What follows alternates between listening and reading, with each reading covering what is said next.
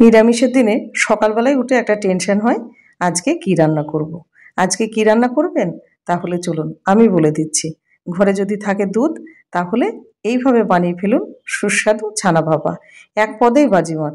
ভাত কিংবা রুটি কিংবা পরোটা যা দিয়েই খান না কেন, একদম থালা চেটে পুটে খাবে।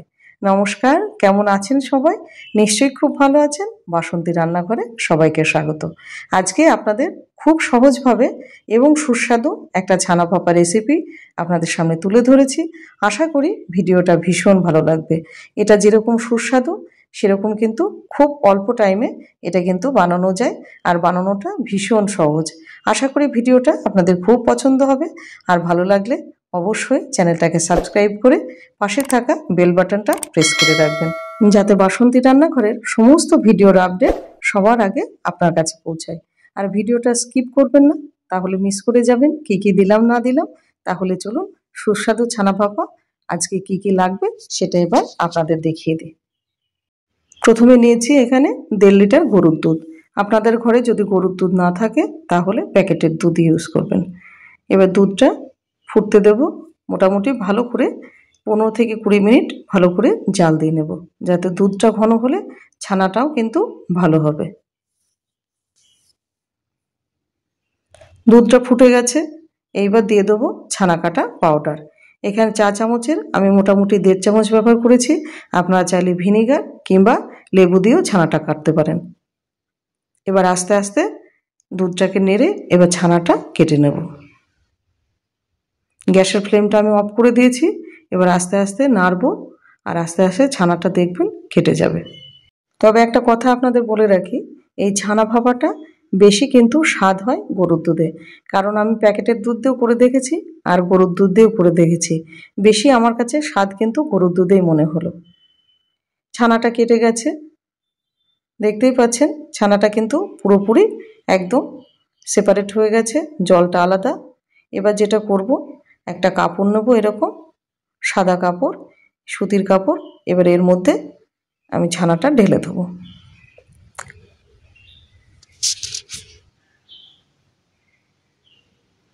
এবার এই ছানাটা আমি মোটামুটি 15 থেকে 20 মিনিট জল ঝরাতে দেবো। ভালো করে মুড়িয়ে নেব, দিয়ে একটা কিছু চাপা দিয়েই হোক কিংবা এমনিই হোক, জলটা ঝরে গেলে মোটামুটি 15-20 মিনিট পর আপনাদের সামনে ফিরে আসছি। তাহলে চলুন। 20 মিনিট হয়ে গেছে আর ছানাটা জলটা পুরোপুরিভাবে ঝরে গেছে। এবার দেখাচ্ছি কতখানি ছানা হয়েছে 1.5 লিটার দুধে। এখনকার দুধটা খুব পাতলা, ওই জন্য আর বেশি ছানা হয়নি, এইটুকুই হয়েছে। তাও এটুকু 4 জনের জন্য এনাফ। দেখতেই পাচ্ছেন এখানে মোটামুটি ভালোই ছানা হয়েছে। এবার করে নেব একটা মশলা। একটা মিক্সিং জারে এবার এক এক করে দিয়ে দেবো কয়েকটা কাঁচা লঙ্কা। ঝাল আপনারা যেরকম খাবেন সেই বুঝে লঙ্কা দেবেন। এবার দিয়ে দেবো 1/2 চামচেরও একটু কম গোটা জিরে, 1 চামচ সাদা সর্ষে, 1 চামচ দেবো রাই সর্ষে অর্থাৎ কালো সর্ষে, আর দিয়ে দেবো 1.5 চামচ পোস্ত, আর দিয়ে দেবো মোটামুটি 1 বাটি, ছোট 1 বাটি কোকোনাট পাউডার। যদি ফ্রেশ কোকোনাট থাকে তাহলে তাই দেবেন, যদি না থাকে ঘরে তাহলে এরকম পাউডার থাকলে তাই দিয়ে দেবেন। দিয়ে দিলাম 3খানা কাজু।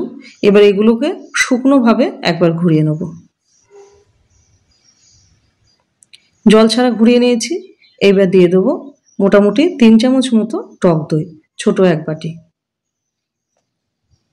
বাটিটা ধুয়ে দিয়ে দেবো অল্প একটুখানি জল। এবার এটাকে খুব ভালো করে একটা পেস্ট বানিয়ে ফেলবো। এবারে নিয়ে নিলাম একটা বড় সাইজের একটা টিফিন বাটি। এবার এইটার মধ্যেই আমি রান্নাটা করব, আর এইটার মধ্যে ছানাটা খুব ভালোভাবে মেখে নেব। আগে ভালো করে ছানাটা মেখে নিই, আর এদিকে মশলাটা কিন্তু আমাদের রেডি হয়ে গেছে। দেখতেই পাচ্ছেন ফাইন একটা পেস্ট এই যে তৈরি হয়ে গেছে। এবার এইটা ছানাটার মধ্যে দিয়ে দেবো। ছানাটা মাখানো হয়ে গেছে, এবার দিয়ে দেবো মশলাটা।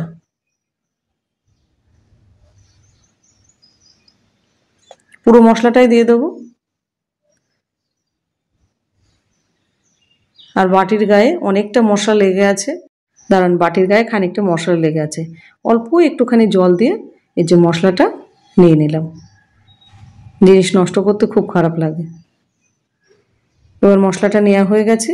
এবার মশলার সাথে ছানাটা খুব ভালো করে মাখবো।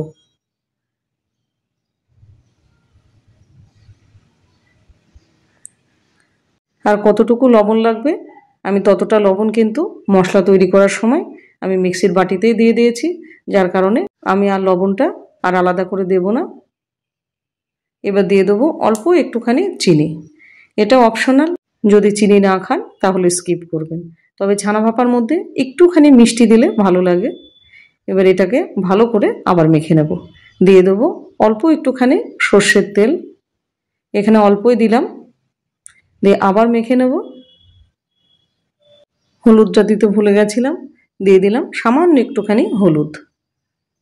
হলুদ দিলেও চলে, না দিলেও চলে, তবে আমি একটুখানি দিয়ে দেবো। দিয়ে আবার ভালো করে মেখে নেব।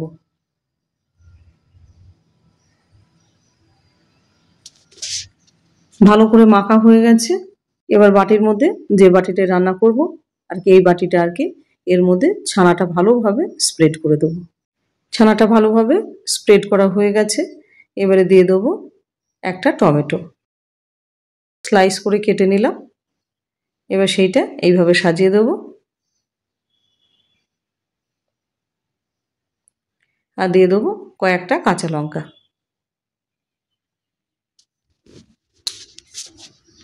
এবার যেটা করব সেটা 1 চামচ একদম খাঁটি সর্ষের তেল উপর থেকে ছড়িয়ে দেব।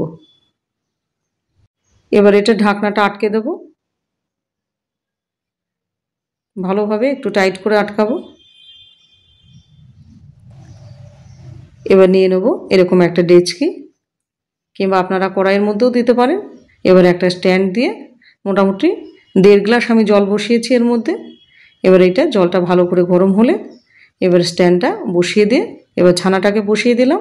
দেওয়ার পরে ঢাকনা দিয়ে মোটামুটি 20 থেকে 25 মিনিট লো টু মিডিয়াম হিটে এটা রান্না করব। 25 মিনিট পর আপনাদের সামনে ফিরে আসছি। মোটামুটি আধ ঘন্টা হয়ে গেছে, ছানাটা কমপ্লিট হয়ে গেছে এবং টিফিন বক্সটাও কিন্তু ঠান্ডা হয়ে গেছে। অবশ্যই টিফিন বক্সটা ঠান্ডা করে তারপরে খুলবেন, ভীষণ গরম। আর দেখতেই পাচ্ছেন জাস্ট ওয়াও।